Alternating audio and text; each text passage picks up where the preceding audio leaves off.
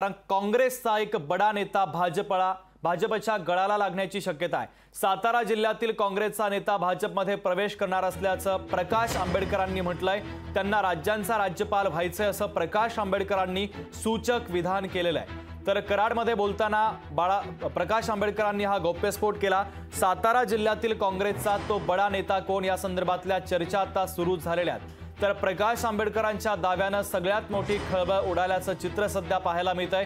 महत्त्वाची आणि मोठी बातमी आपण पाहतोय, काँग्रेसचा बडा नेता भाजपच्या गळाला लागण्याची शक्यता आहे। सातारा जिल्ह्यातील काँग्रेसचा बडा नेता भाजपमध्ये पक्षप्रवेश करणार असल्याचं विधान प्रकाश आंबेडकरांनी केलं।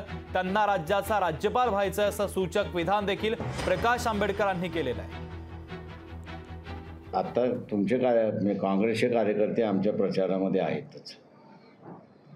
विधानसभेमध्ये जे वरचे अधिकारी नाही आहेत आणि त्यांनी तेच बोंबलतात आहेत की आमचा सँडविच झालाय, तर आम्ही सरळ म्हणतोय की दोघं मिळून नसताना महाराष्ट्राची सत्ता आपण घेऊ।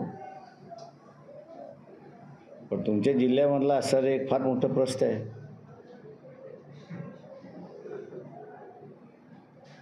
बीजेपीच्या वाटेवरती आहे। लोकशाही मराठी ऐका, पहा, जागरूक रहा।